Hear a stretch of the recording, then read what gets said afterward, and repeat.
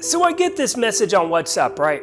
And I'm looking at the number and I'm thinking to myself, who is this? I had no clue. And he said, hey, this is so-and-so. It's a Persian guy, okay? So I'm like, okay, probably family, but I have no clue who it is. I don't recognize the name. I have this great idea, big business opportunity, $2 million revenue first year, okay? Now, there's two things that caught my attention. $2 million first year and idea. Or it was idea or opportunity, one of the two. So I'm like, okay, great. Well, what is it now? Okay. So people are always hitting me up about something, but once I press, I realize it's 99% bullshit.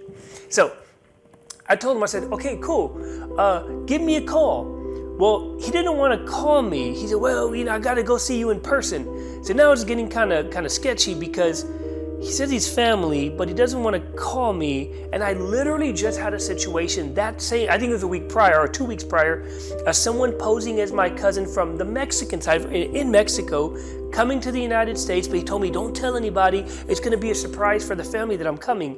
Once I verified that, I realized it was one of those situations where it's very common in Mexico. People pose as somebody and then they, oh man, I got stuck at the border. I just need like $200 or whatever. Immigration got me. I need to bail out of this, or can you send me this, my passport? So anyways, now my antennas are up extra tall, extra long. So anyways, I was going back and forth with him, and he didn't want to tell me. I was like, okay, let me see who this guy is first of all. So I called my dad's cousin, Persian side here in Austin, and I said, hey, there's his phone number, there's this guy. He goes, oh yeah, that's your cousin or the sister of the son of whoever, whatever. So I realized it was legit. It was a legit guy. Really, I met him one time at my father's house, I think some years back. Knew I was into business and such. So he thought I would be the perfect person to partner with for his new business venture. So I told him, I said, call me. He didn't want to call me. He kept refusing, but nicely, not bad. He just kind of declining, we'll say. Declining to call me. And I told him, I said, look, if I can't get you on the phone, I can't take you serious. I don't want you to drive to Austin just to tell me about a big idea. Finally, after a few minutes, he finally decides to call me. Cool. I said, okay, so what's this big business venture opportunity that you're talking about? He said, listen, you know how men, when we buy cologne, we will buy a bottle and that bottle might last us for like 2 or 3 years because we only use it maybe once a week or whatever it is, and you spray it on you and it'll last you for a long time. I said, okay. And by the way, for all of y'all that don't know, the longer you keep cologne, it can turn into a rancid smell. Okay. So now I'm like, that's right.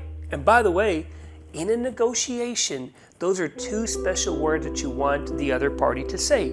That's right. Because now it just clicked in their head, oh my God, that's right. So now they're really listening. So I told him, okay, so what's the proposition? What's this whole business revolving around? He said, so I got this idea. And I'm like, oh shit, here comes the idea mode again. So what it was instead of, let's say, I can't even remember how many ounces, or let's just say it's like a 2-ounce bottle, a standard little cologne, whatever.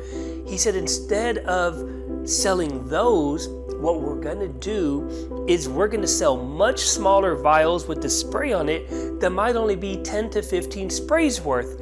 Now, of course, once you, I don't say ratio it out, but once you break it down, like price per milliliter or whatever it is, you're actually going to make more profit off the smaller ones than you will off a large one. And I said, okay, I like this idea.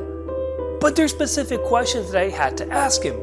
One of the questions was, I think it might have even been the first one, what kind of colognes are you talking about? He said Gucci, Versace, Fendi, all the big players, the pop, was it Armani, Hermes, whatever these are.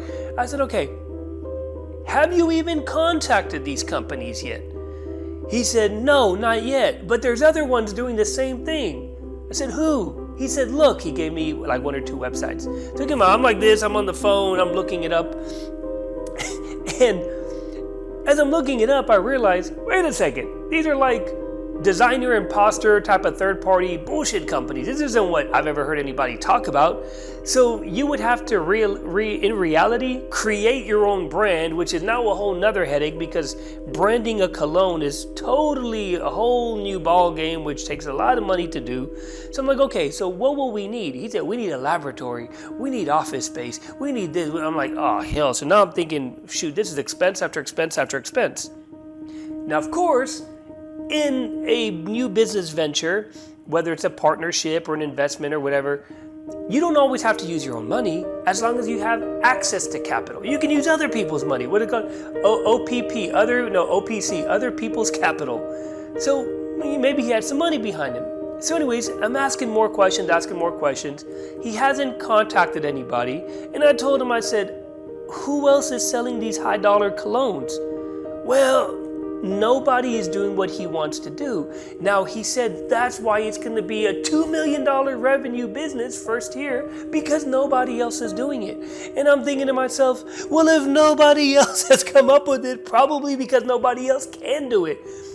I highly doubt Versace. And by the way, these are companies that have multiple brands under them. I highly doubt these brands are just going to give two Joe Schmo entrepreneurs a gallon of Versace and say, yeah, here you go ahead and just put it in a little vial in a spray bottle and sell it all yourself. You know, they deal with Macy's and the Dillards, and I don't even know if Foley's is still around, Bloomingdale's, depending on the cities and the markets that you're in, all these different retailers and such. That's who they deal with. They don't deal with little guys like us just trying to hustle little vials. So anyways, I realized really quickly it was I don't want to say a bullshit deal, but it was a bullshit idea that wasn't given much thought. He jumped the gun. I told him to do his due diligence. I gave him specific things to look into as homework and then get back to me. He never did. I saved him a couple of hours of time of driving to Austin. Saved myself future headaches of joining this just because, we get all excited, $2 million first year.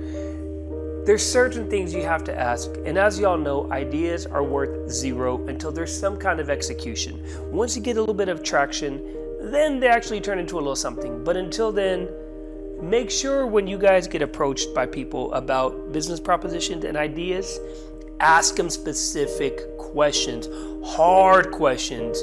I don't care if it's your sister, brother, mom, whoever it is.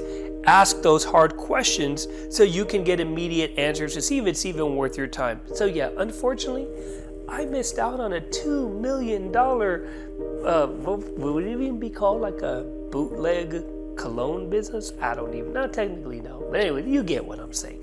So yeah, YouTube, Hamid Yaz. Check out more business stories that I'm posting, and check out some of the other content. Follow me on Instagram, Hamid Yaz IG, and anywhere else, Hamid Yaz on Facebook.